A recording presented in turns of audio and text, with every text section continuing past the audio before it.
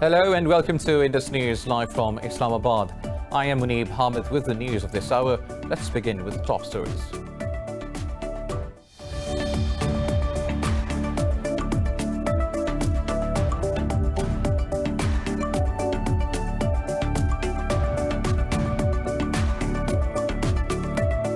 The United States has reported a new daily record of over 67,500 COVID-19 cases as the toll nears 3.5 million and the death count exceeds 137,000. In Brazil, more than 1,200 people have died and almost 40,000 tested positive in the last 24 hours.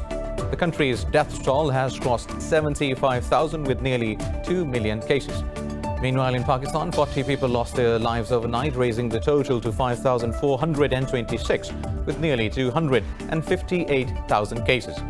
Globally, the virus has killed more than 583,000 people, while infecting 13.5 million.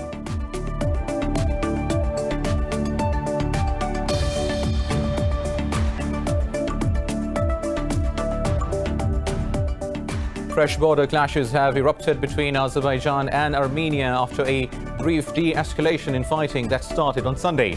Both sides have confirmed that the fighting is ongoing and accuse each other of unprovoked shelling across the border. No casualties have been reported so far.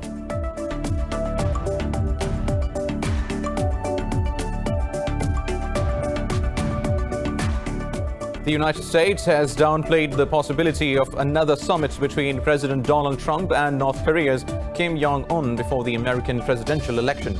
Speaking in Washington, Secretary of State Mike Pompeo says Trump will only want to engage if there were real prospects of progress.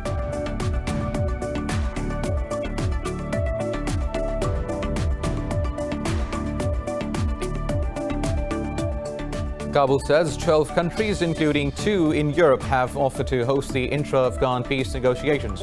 Speaking in Kabul, Acting Foreign Minister Hanif Atmar said the countries include China, Russia, Turkey, Iran, Qatar, Norway and Germany. Meanwhile, 5 Afghan soldiers have been killed during clashes with the Taliban in northwestern Balkh province.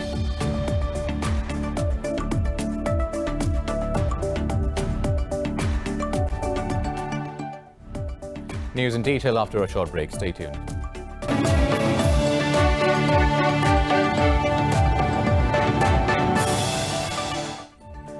Welcome back. Now for the news in detail, we start from the United States, which has reported a new daily record of over 67,500 COVID-19 cases as the toll nears 3.5 million and the death count exceeds 137,000.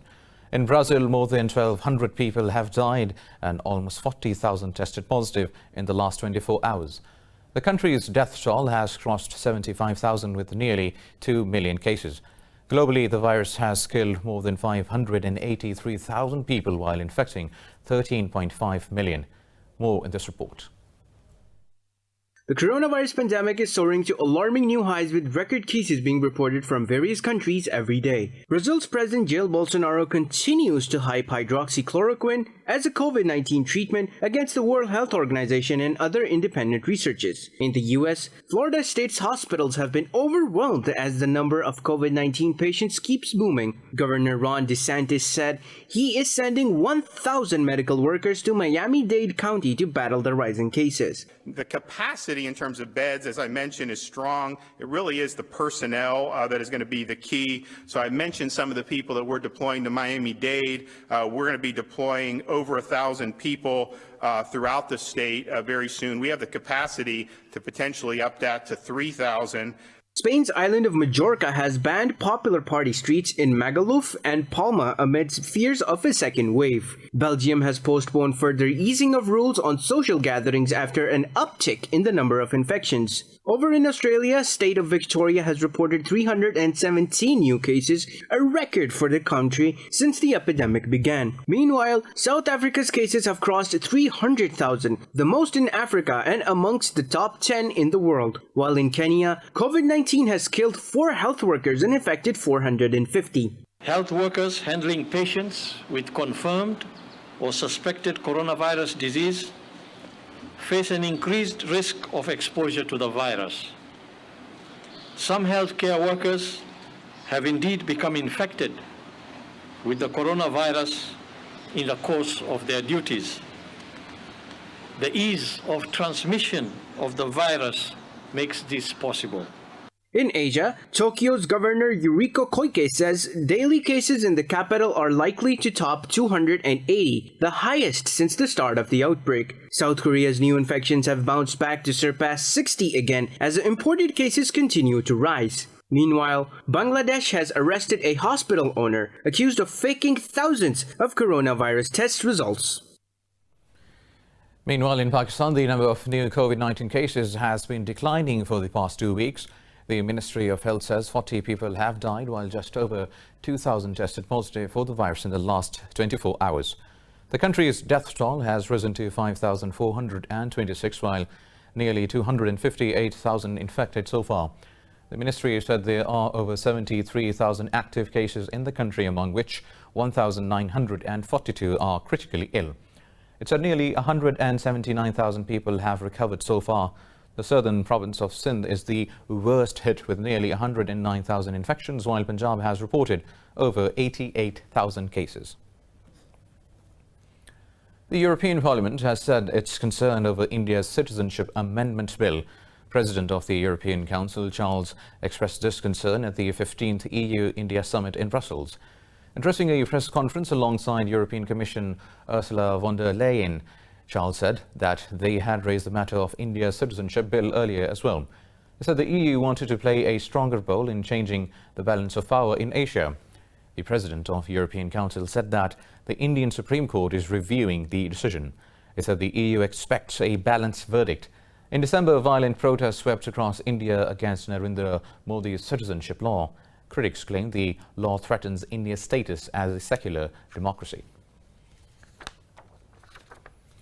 Meanwhile, Kabul says 5 Afghan security force members have been killed and 2 others wounded in clashes with the Taliban in the northern Balkh province.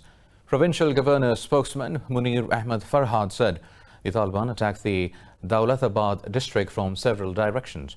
Farhad said the clashes lasted for over 2 hours and the Taliban escaped from the area. Taliban spokesperson Zabihullah Mujahid confirmed the attack but claimed 8 soldiers were killed and 18 others wounded. He said the Taliban also recovered a tank, large numbers of weapons and ammunition.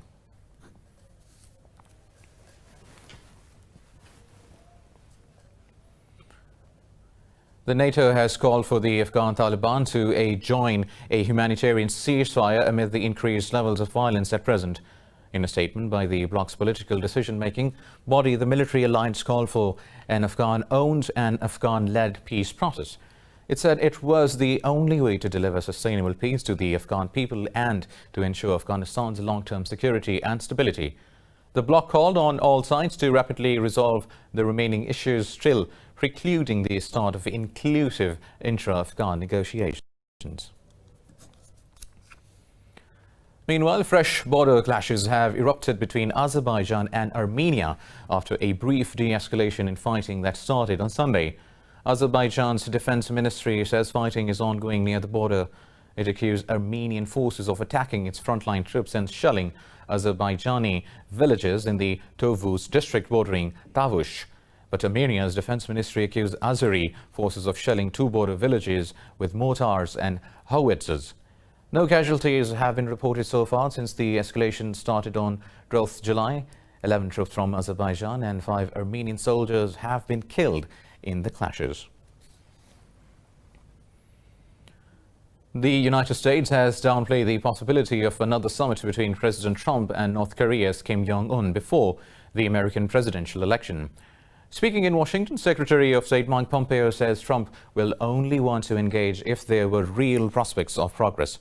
Pompeo said Pyongyang has exhibited an unwilling attitude towards resolution of issues, but he said the U.S. hopes North Korea changes its mind. Earlier, North Korea said it will no longer give Trump high-profile meetings just to boost his 2020 re-election bid. China has summoned the U.S. ambassador to protest at the Hong Kong Autonomy Act passed by the Congress and signed by President Trump. Vice Foreign Minister Zhang Zhiguang met U.S. envoy Terry Branstad and said Beijing will impose retaliatory sanctions against Washington. Earlier in a statement, the Foreign Ministry said the semi-autonomous territory is China's internal affair and no foreign country has the right to interfere. On Sunday, Trump signed Hong Kong Autonomy Act that revokes license exceptions for inland exports and special treatment for the territory's passport holders, while the executive order sanctions individuals responsible for undermining Hong Kong democratic processes. Trump said the territory will now be treated the same as mainland China without any special privileges. Moving on, Australia has backed the American stance against China regarding the ongoing tussle over the waterways of the South China Sea. Talking to media, Prime Minister Scott Morrison said Australia will continue to advocate for the freedom of navigation through the South China Sea. Earlier on Wednesday, the US announced backing countries that believe China has violated their maritime claims in the sea. Beijing has condemned the statement, saying Washington should not escalate the situation and jeopardize the region's peace and stability.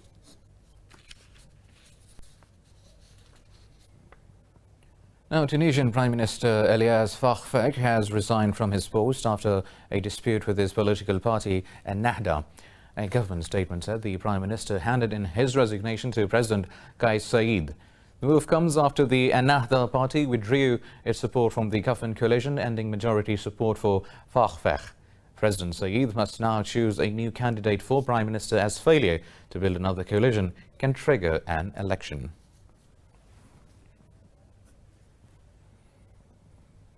Now, the con artists have hacked into the Twitter accounts of a number of technology moguls, politicians and major companies in an apparent Bitcoin scam. The hackers posted bogus tweets from Barack Obama, Joe Biden, Mike Bloomberg, Jeff Bezos, Bill Gates and Elon Musk. The fake tweets offered $2,000 for every 1,000 sent to a Bitcoin address. The cause of the breach was not immediately clear.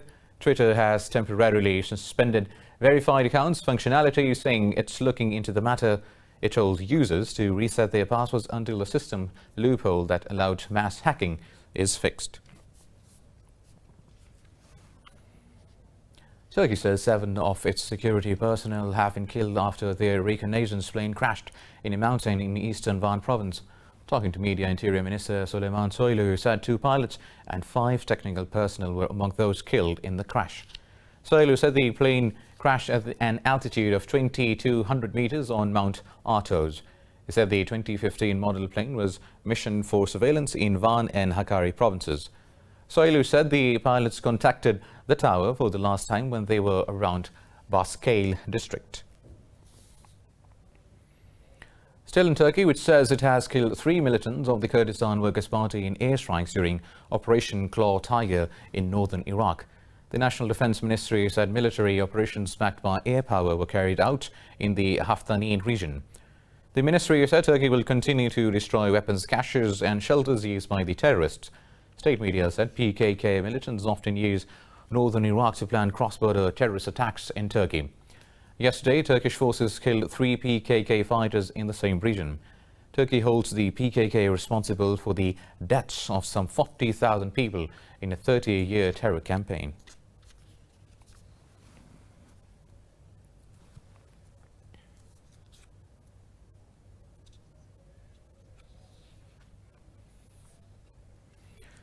Meanwhile, Iraq says it has killed 6 ISIS militants in Kirkuk province and arrested 4 others near the capital, Baghdad. In a statement, the counter-terrorism service said the troops backed by the international coalition aircraft conducted an operation in the region. It said the CTS forces arrested 3 ISIS militants in Al-Taji area and another militant in Abu Ghraib area. The operations came as militants have intensified their attacks on the security forces, including Hashd Shabi forces.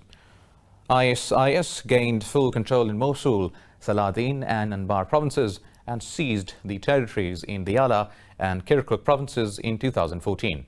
But Iraqi security forces managed to regain control in subsequent years.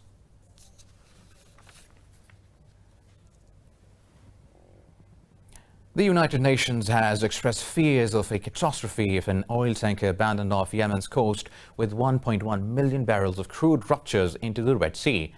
In a briefing to the UN Security Council, Environment Chief Eichner Anderson said the possible oil spill will devastate marine life and tens of thousands of people who depend on fishing for their livelihood.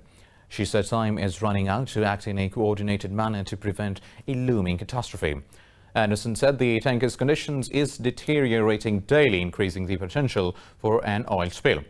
The Security Council issued a communique expressing its deep alarm at the growing risk. It called on the Houthi rebels to move ahead with granting access to the tanker as soon as possible.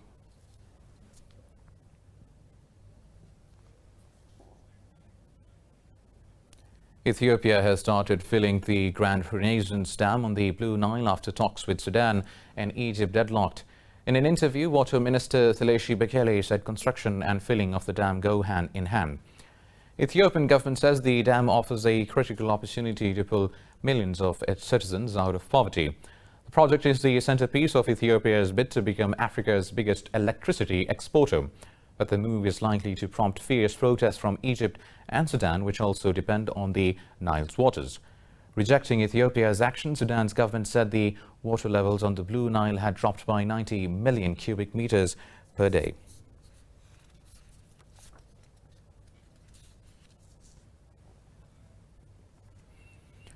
Russian President Vladimir Putin has said that sanctions against Iran have no chance of succeeding.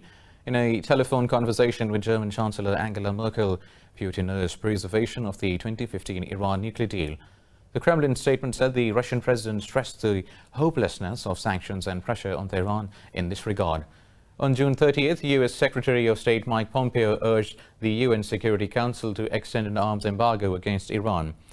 Discussing Libya, the two leaders expressed agreement over the need to overcome the crisis exclusively by political and diplomatic methods. They called for the establishment of an inter-Libyan dialogue as prescribed by the decisions of January's Berlin conference. Libya has been torn by civil war since the ouster of late ruler Muammar Gaddafi in 2011.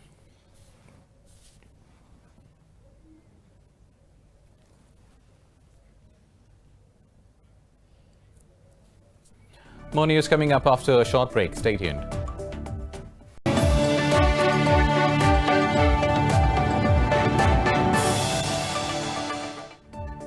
Welcome back. Now, in Moscow, hundreds have staged a protest against constitutional reforms that paved way for Russian President Vladimir Putin to remain in power till 2036. Police detained dozens of demonstrators after they started to march towards one of the city's main boulevards. Demonstrators held up banners against reforms and called for Putin to resign. People also took to the streets of St. Petersburg against the amendments. Earlier this month, a vote amended Russia's constitution, handing Putin the right to run for 2 more presidential terms. Opposition activists say the vote was illegitimate and that it is time for Putin to step down. Germany's State Minister for Europe, Michael Roth, says he is optimistic that agreement on a recovery fund will be made at an EU summit. Speaking after a meeting, Roth said a deal was crucial for the European Union's credibility. He said it was no longer a question of national interests, but strengthening of the bloc as a whole.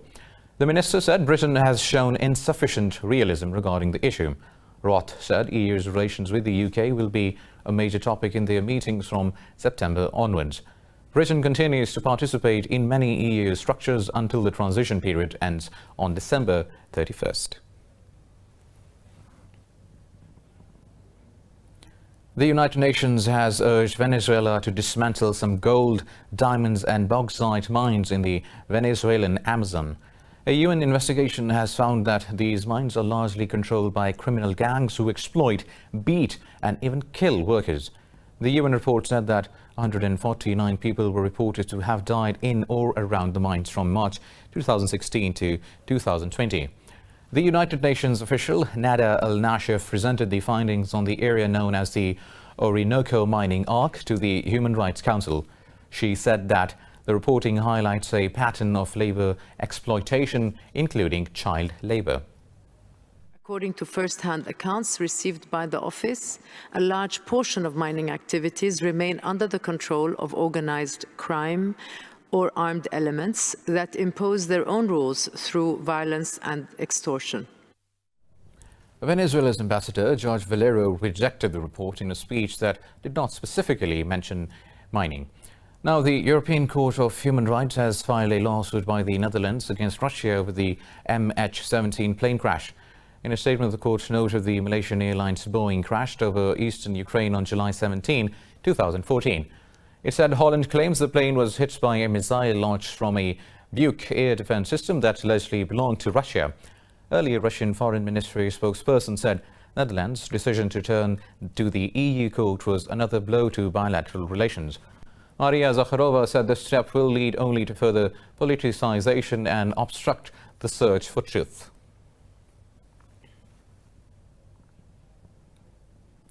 In southern Italy, 2 people died after parts of the Sicilian city of Palermo were flooded.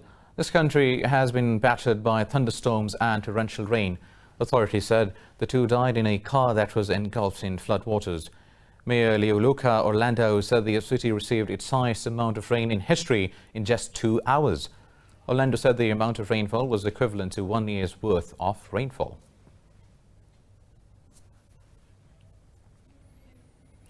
A study has found that the record-breaking heat wave in Siberia would have been impossible without human-caused climate change.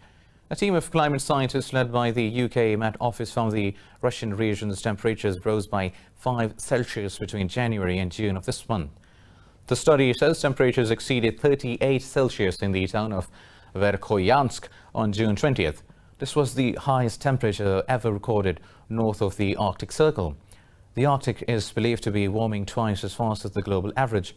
The study found the record average temperatures were likely to happen less than once every 80,000 years without human-induced climate change. That makes such an event almost impossible without greenhouse gas emissions. Canada has reopened National Tower with COVID-19 safety measures, allowing visitors to scale the heights of Toronto. Completed in 1976, the CN Tower was the world's tallest freestanding structure until 2007. More in this report. Pretty confident that our staff are safe, our guests are safe. With multiple observation levels, the CN Tower usually welcomes more than 2 million visitors each year. Before the coronavirus pandemic, the place used to be almost always pretty crowded. However, the social distancing restrictions has limited the number. The staff has been trained to ensure the rules, including wearing masks, are being followed. So today we're very excited to be welcoming Torontonians and folks back to the CN Tower. This is our opening day. We've spent 4 months in preparation for this. We've done a lot of training of our staff. We've got a lot of safety features in place. So we're really excited to be able to reopen and welcome guests back in a safe way. Other than the amazing view of the city, the tower offers restaurants and gift shops. Visitors say they are not only satisfied with the safety measures, but enjoy the relative quiet too. I've only been up here with tons and tons of crowds, so this is amazing to really, I was telling my wife, it feels like a VIP experience almost. So I recommend people come down, take advantage of the low crowd levels. But yeah, I've felt completely safe so far. I love how they've put hand sanitizer stations up, things like that, make you feel safe. So I think it's been great. Canada's efforts to flatten the curve of COVID-19 cases have put the country on the cusp of 0 deaths. But health officials warn lifting restrictions at this moment can cause a resurgence in infections. Now, Dolce Gabbanas has taken the seat in writing new rules for high-end fashion with first ever physical show since COVID-19. What's new about the show apart from the haute couture? Let's find out in this report. This week in the capital of fashion, Milan, Dolce & Gabbana organized the first ever physical fashion show amid the coronavirus pandemic. No air kissing, no hugs, a safely distant front row, and face masks were the de rigueur of this fashion engagement. The show was held on the university campus of the Humanitarian Medical Research Foundation, which is trying to develop a vaccine against the novel coronavirus, a project Dolce & Gabbana are helping to fund. Designers Domenico Dolce and Stefano Gabbana say they wanted to send a message of optimism and that Italy, one of the countries hardest hit by the pandemic, is back in business. The show was attended by around 200, mostly Italian guests, compared with 500 or more in normal times.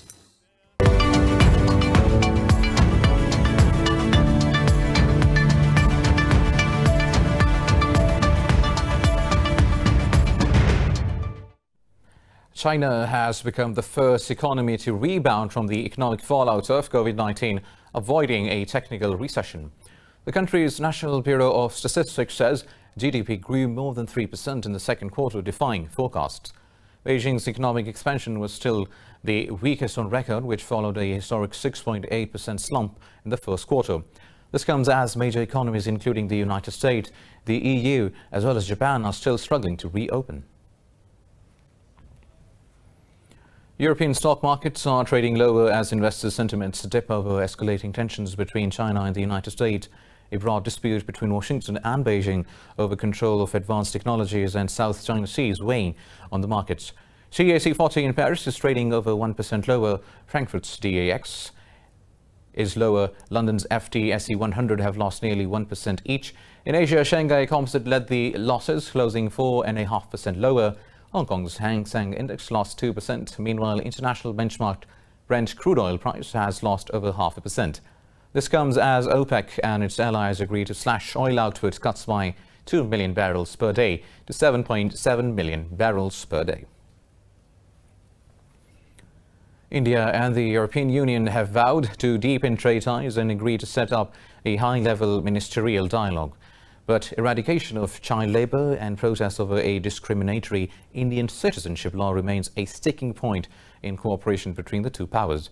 This was revealed in a joint statement after a virtual EU-India summit. The summit was led by Indian Prime Minister Modi, European Council President Charles Michel, and European Commission President Ursula von der Leyen.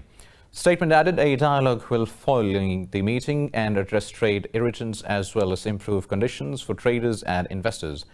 The EU is India's largest trading partner, with two-way trade amounting to over $115 billion between 2018 and 2019.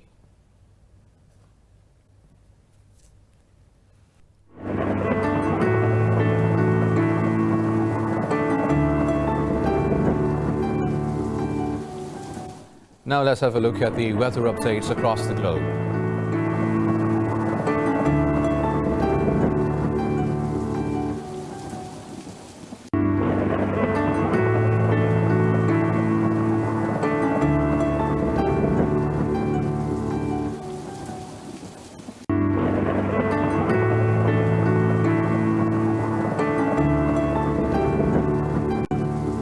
With the weather update, we come to the end of this bulletin. For the latest updates, you can follow us on social media at indus.news. Take care.